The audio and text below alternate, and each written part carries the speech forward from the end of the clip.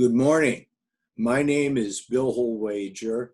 I'm an attorney practicing in Indianapolis, Indiana, with a focus on estate planning and administration topics.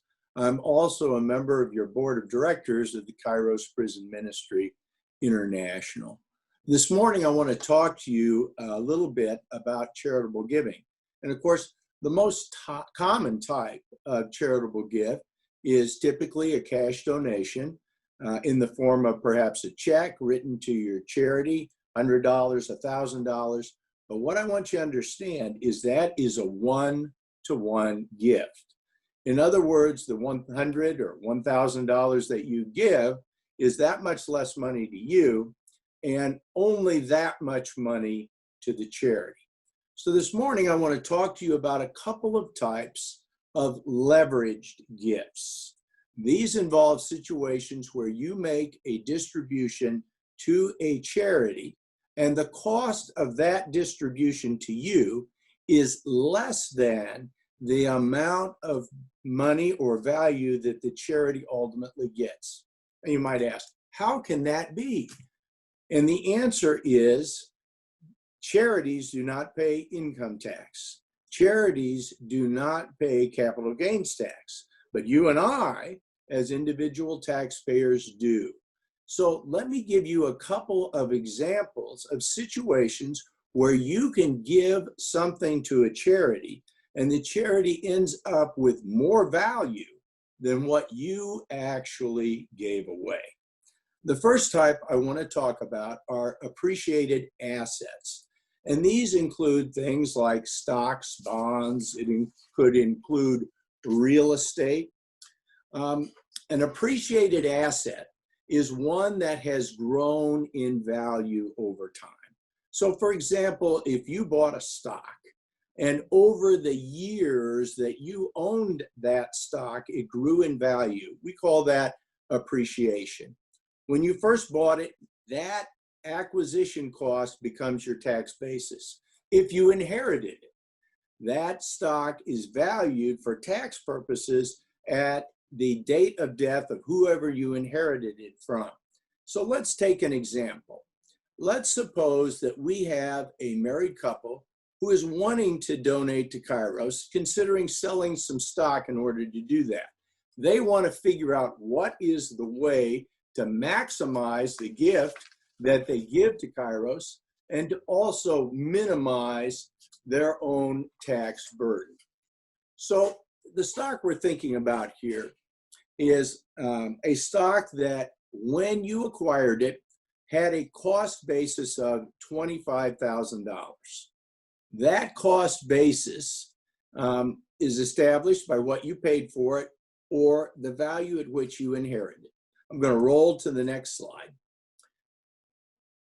That stock is now worth $75,000. And let's suppose in this particular example that the gross income of the individual making the gift is $250,000. And that's without the capital gain from the sale of that stock. Obviously, their income would increase by another $50,000, the amount of the gain, if they sold the stock. So now they've got $300,000 of income if they sell the stock. Well, what are the tax ramifications of that? Let's look at capital gains tax rate on my next slide. Here you'll see that the amount of tax that you pay on a capital transaction is based on your annual income. For most of us, that's a 15% rate. So rolling to the next slide, if we have a situation where you have stock that's worth $75,000, that's the current value, and it had a cost basis to you of $25,000, that's what you paid for it, or that's what it was worth when Aunt Millie died and you inherited it.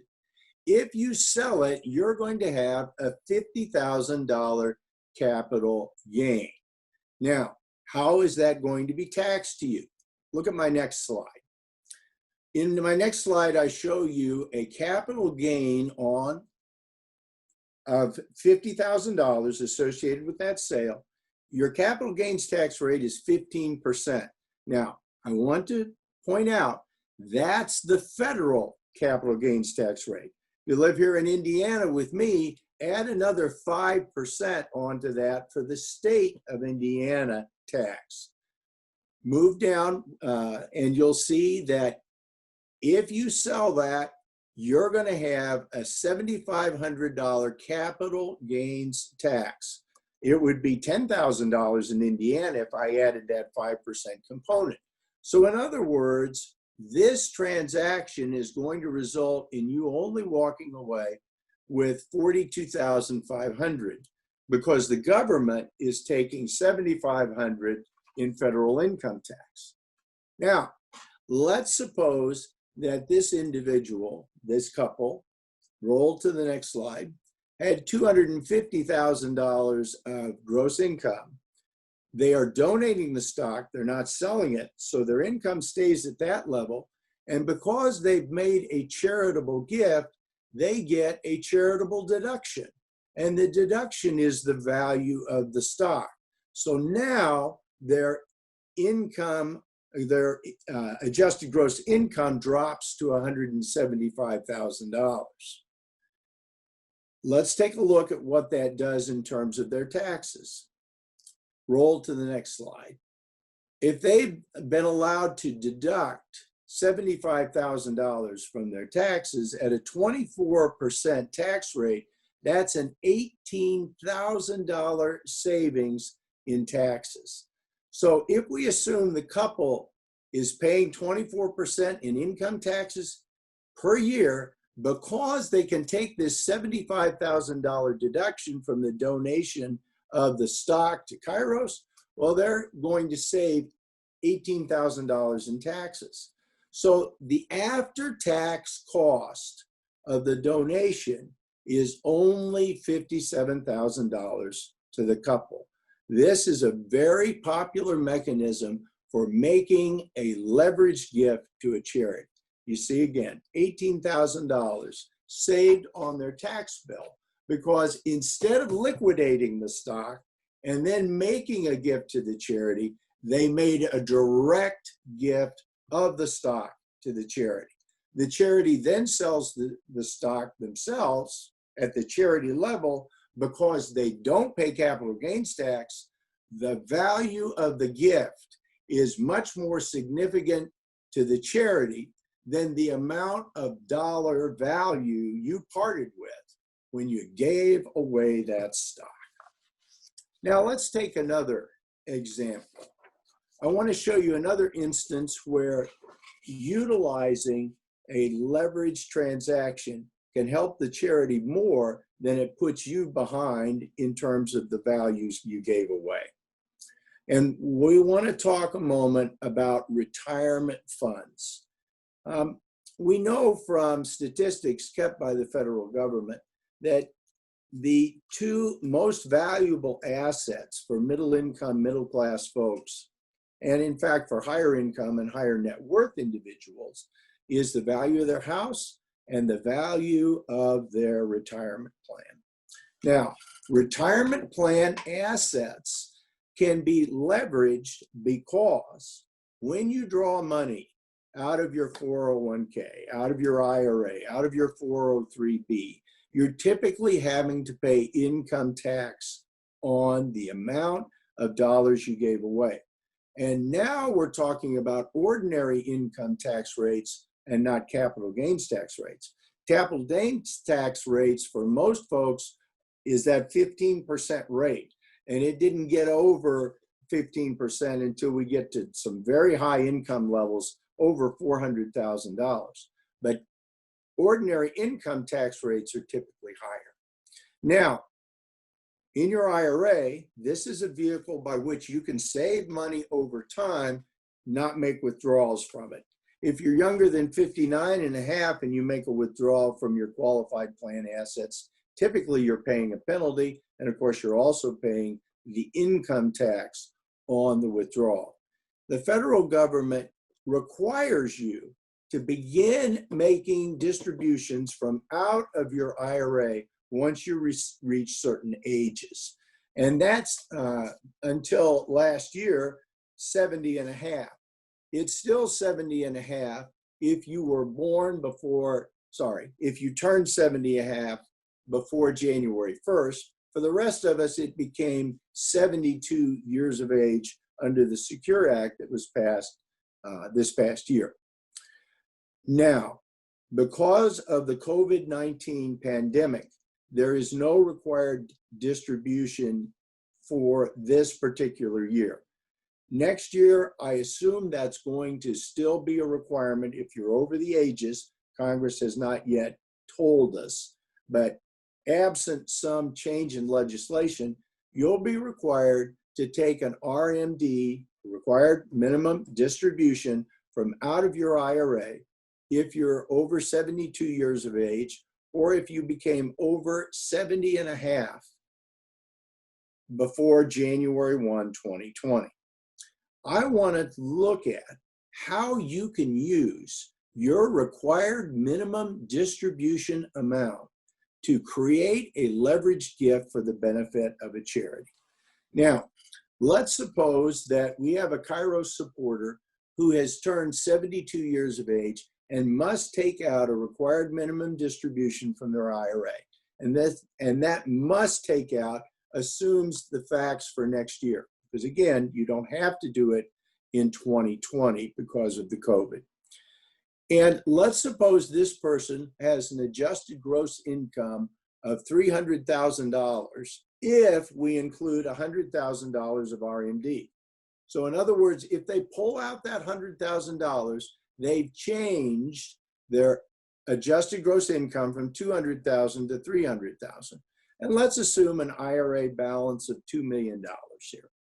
Good saver. How is this going to impact them for taxes?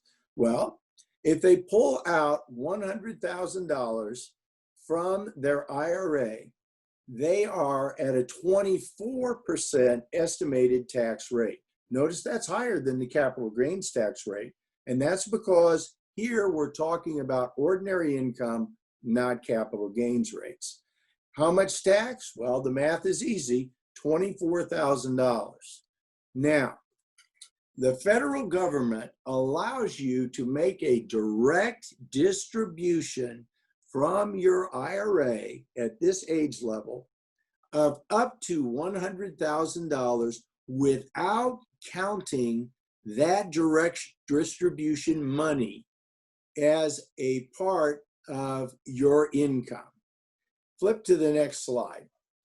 If you pulled that out and gave it, instead of coming through you directly to the charity, your taxable income is only $200,000 for the year, and you will save $24,000 in taxes by making that gift directly to your charity, directly to KPMI. You will save $24,000.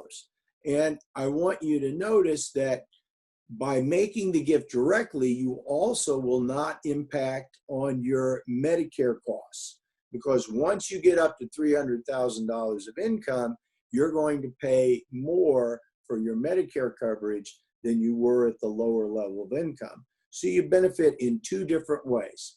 Again, a leveraged gift, a situation where you gave more value to the charity you love than what it cost you. And why? Because of the tax savings. Now, one more thought here I want to share with you. And before I do that, let me pull up this slide.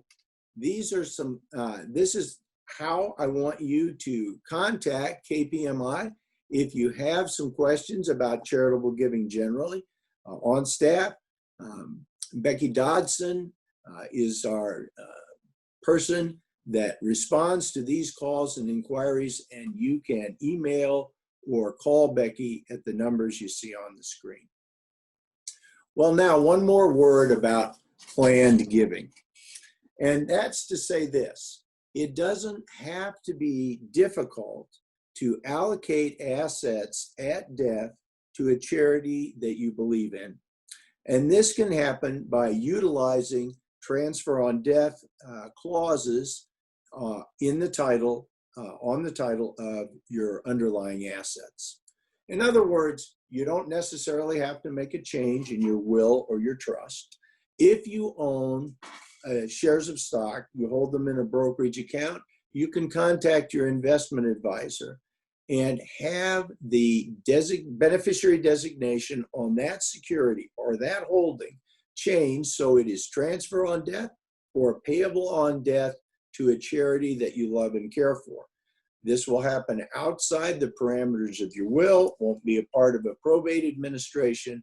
It will happen at your passing because you have made a contract provision with your bank, the insurance company, with your investment company, indicating that you want that particular asset to transfer on death to a charity. You can also use multiple beneficiaries. For example, on a bank account, you could provide that 75% is to be payable on death to a family member, 25% would go to Kairos. If you are doing this with your IRAs, you need to talk to your investment advisor about it because you don't want to change the stretch out rules for your individual beneficiaries. One of the ways I often deal with that for my clients, if they have a large IRA, is to pull out some funds from their IRA and put them in a separate IRA that is just for charities. Well, let me one last time put up our slide on contact information at Kairos. And there it is. You can contact Becky Dodson if you have further questions. I've enjoyed talking with you this morning. All the best for our holiday seasons. Blessings for Christmas. Thanks.